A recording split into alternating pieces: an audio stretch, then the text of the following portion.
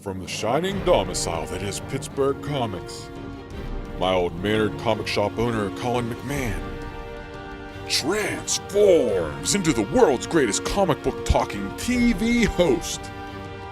Join us true believers for Comics Now!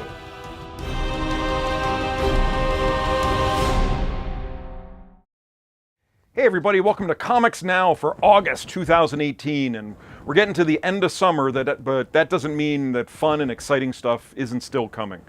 Comics roll out all year long, and August is no different. August is also fun because it's a 5 Wednesday month, so we get things spread out a little bit more, but each week we have lots of neat stuff coming. San Diego Comic-Con is done. They made lots of announcements of stuff. We don't know when we'll see all that stuff, but lots of announcements. You can find that stuff online. Way too long to go into all of it. Construction at the store is all done. They finished the end of June. We're still getting things set up the way I want to get it set up. It's going to be a little bit of work moving bookcases and things, which requires a lot of moving of stock, and I haven't quite gotten there yet. But as soon as that's done, as soon as we get everything set up, we'll do a nice display, and we'll film everything and show you all the changes and how everything looks now. So we're almost there. I wasn't quite ready to get it done for this month. So the big thing you're asking, what's going on in August? I'm teasing it, so here we go.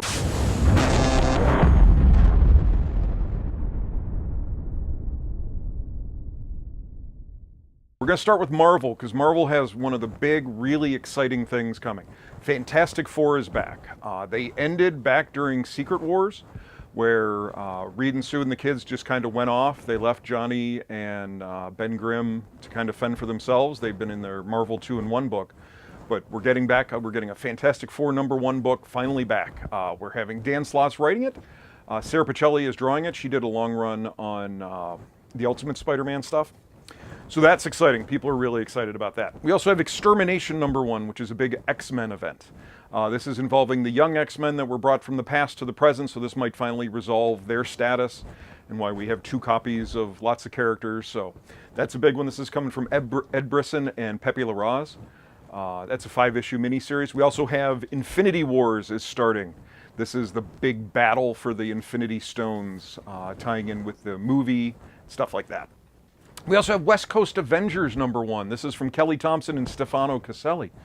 This is taking kind of some offbeat characters and putting them all together. We're getting both Hawkeyes are in this, America Chavez, Gwenpool, and a couple new characters. We're getting Fuse, and then Kid Omega, who's actually from the X-Men. We're also, Punisher is getting a new #1. Matthew Rosenberg, they've tied up the kind of the War Machine Punisher run, and they're starting a new one with Riccardo Burcelli. Just getting back to the core Punisher, and that's starting with the new #1 for him.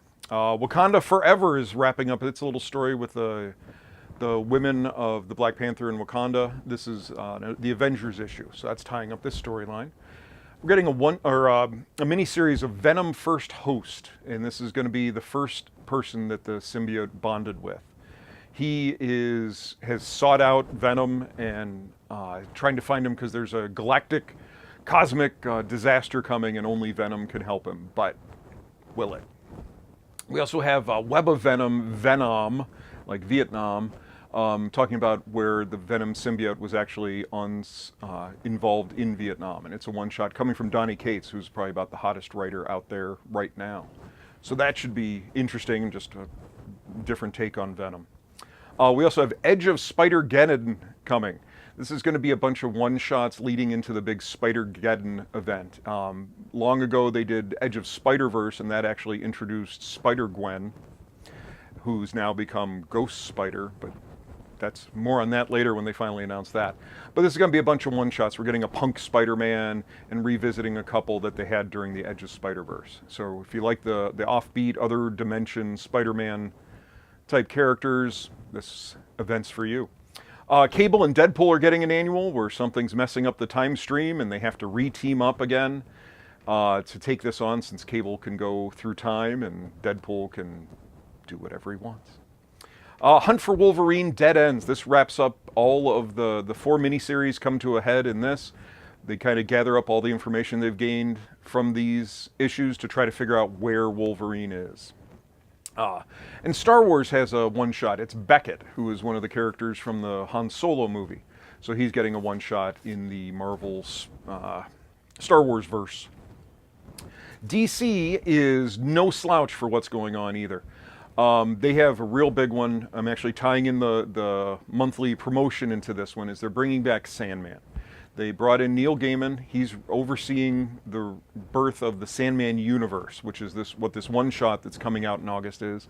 And then in September, we're getting 4 different new ongoing series based in the Sandman universe. So very exciting about this.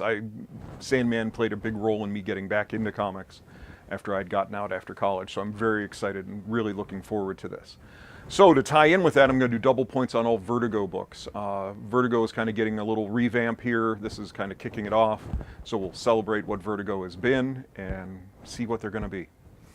Also coming out, Adventures of the Super Sons. They ended the Super Sons book, but now they're bringing it back. It's a 12-issue maxi series written by Peter J. Tomasi, who wrote the last one. So this should be fun with Damian Wayne and John Kent.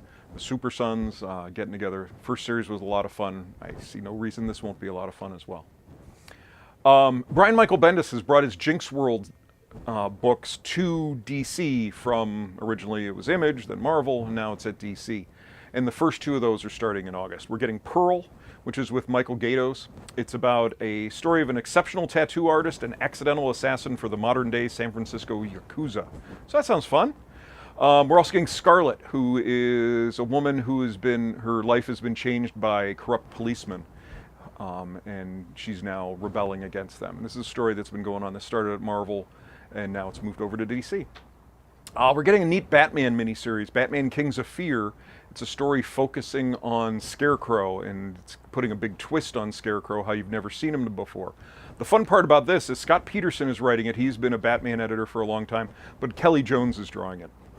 Kelly Jones was a big artist on Batman, especially during Nightfall and the whole Bane stuff.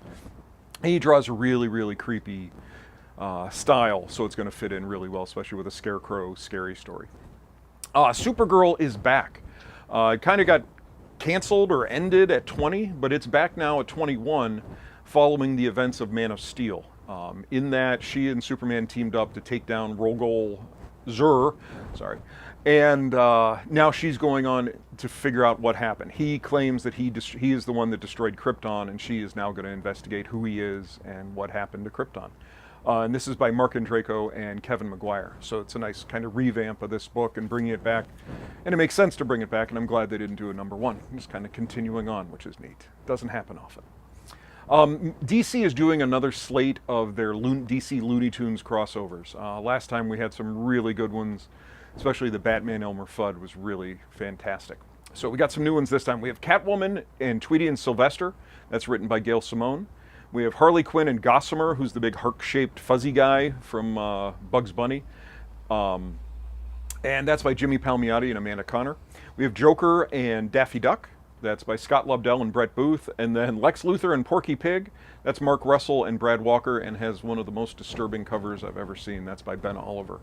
It looks good, but it's like a real-life Porky Pig. He's very realistic, and it looks kind of odd, not being cartoony. So, looking forward to those. They've done really well with those previously.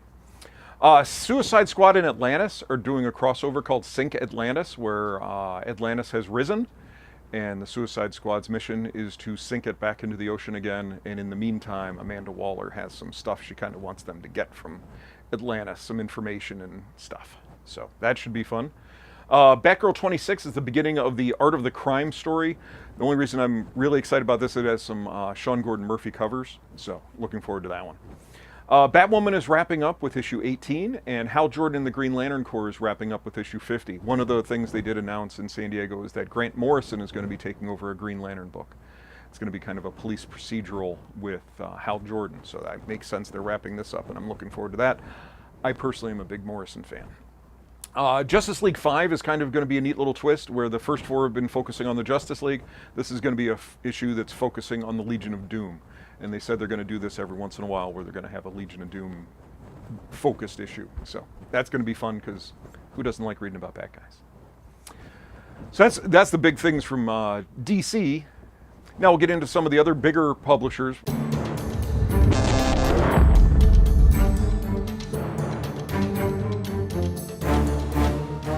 we have Image is coming out. There's Leviathan, which is basically a huge monster movie done in comic book form. This is by John Layman and Nick Pitara, and Nick Pitara is just going all out on hyper detailed, real fun monsters and smashing and, you know, big stuff. Cold Spots. This is a new one from Cullen Bunn. It's a psychological terror, the undead, and a supernaturally bitter cold come together in this spine-tingling new series. So Cullen Bunn likes to write just about every book on the stand, and he's really good with the horror. That's really his forte. So this should be interesting. Crowded is a new one from Christopher Sabella. This is, all of a sudden, this one app has shown up, and you can crowdfund assassinations. So if there's somebody you don't like, you crowdfund it, people contribute, and all of a sudden this guy's on the run. And that's what happens to Charlie. And sadly, he doesn't have a lot of money, so he has to hire the lowest ranked bodyguard on the Defend app to try to protect him. So it should be good. Hijinks ensue, I'm sure. On Hakeheads Comics, this is Howard Chaykin kind of delving into kind of the behind-the-scenes stuff in the comic industry. Some untold stories, some stuff that may or may not be made up, but should be interesting just from a little historical perspective. Dark Horse has some new ones. There's a new Burger book coming called The Seeds. This is by Ann Nesenti and David Aja. And basically, humanity has kind of run its course, and it's on the decline. Some aliens come to get the last of humanity to take into like their, what does it say? In their celestial embryo bank. But unfortunately, one of the aliens falls in love with Earth, and now she's fighting to save it. So, should be interesting in a Burger book kind of way. They also have Predator Hunters 2, so if you're a Predators fan, we got a new miniseries coming. We also have Terminator Sector War. Turns out back at the original Terminator, as well as a Terminator coming back to take out Sarah Connor, there was also a second Terminator sent back to take out this rookie cop for some reason. And she doesn't know why, she's brand new, and all of a sudden she's under attack. So we'll have to read and find out. Beasts of Burden is back, which is a collection of dogs that live in the woods, and they are highly intelligent, and now they're coming to Pennsylvania, where some occult things are happening that they need to put a stop to. IDW has some fun stuff. We're having a second Teenage Mutant Ninja Turtles, Bebop and Rocksteady miniseries coming, as well as Rick and Morty versus Dungeons and Dragons. Now this is written by Jim Zub, who's a big Dungeons and Dragons guy. So this should be fun, especially if you like Rick and Morty. House Amok. This is a new one from Black Crown, which is their Vertigo type thing. This is also Chris Sabella, and Sean McManus is doing this one. And basically a 10-year-old and her family have fallen down a rabbit hole full of secret implants, conspiracy theories, Mandela effects, extra-dimensional invaders, and organ thieves. So, sounds fun.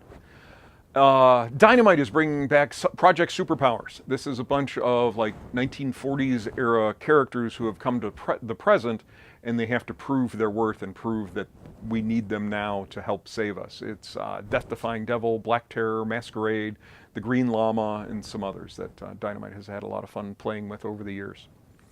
They also have one called Robots versus Princesses, and the description was Pacific Rim by way of Disney. So I don't exactly know what to expect with that, but it certainly sounds interesting. Boom has a neat one.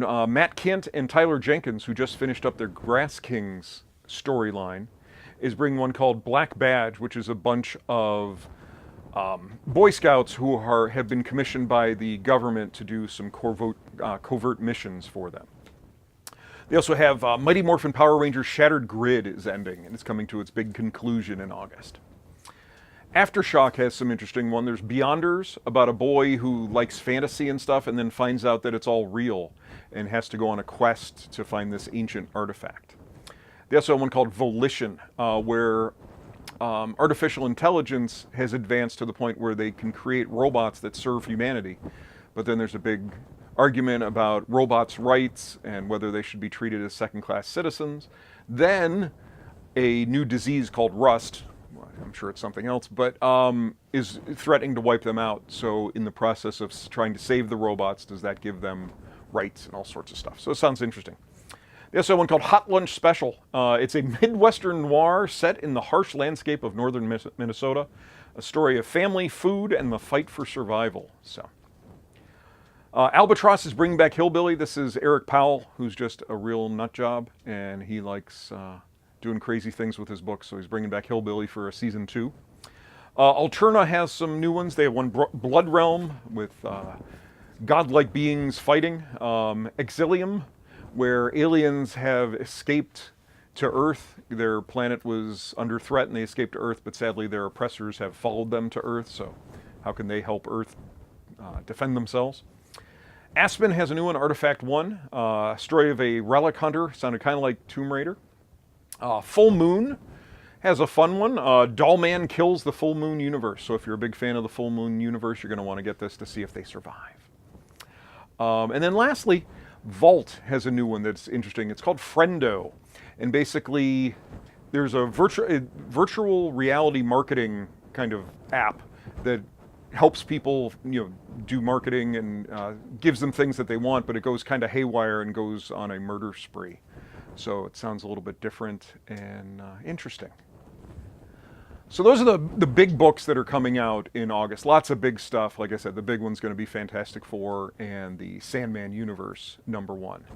So really looking forward to these. Stop by and see how the store's coming together. We're almost done, I promise. We'll get it done. We're doing double points on all Vertigo books all month long. And as always, if you have any questions, please let me know. I'm happy to answer them on the show. Anything about any history, about anything that's going on in comics, you can always reach me at the store. The website's pittsburghcomics.com. Facebook is Pittsburgh Comics. Twitter and Instagram are both PGH Comics. I put a lot of information out there as well as about what's coming out each week and stuff. So that's all I have for this month. Please stay tuned for Comics Previews Theater. Thanks.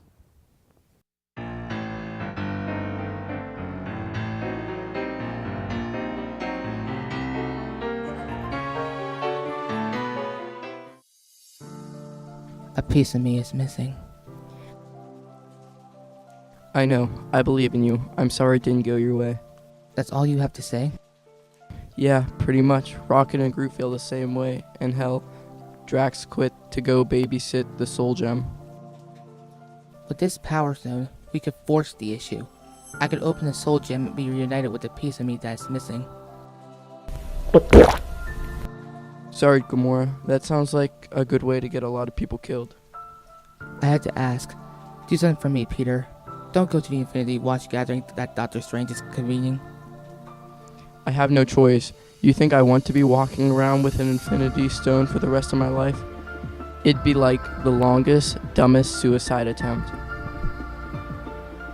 It's gotta be protected. They all do. And if joining a new Infinity Watch is the way to do it, then maybe it was meant to be. But maybe you and I could.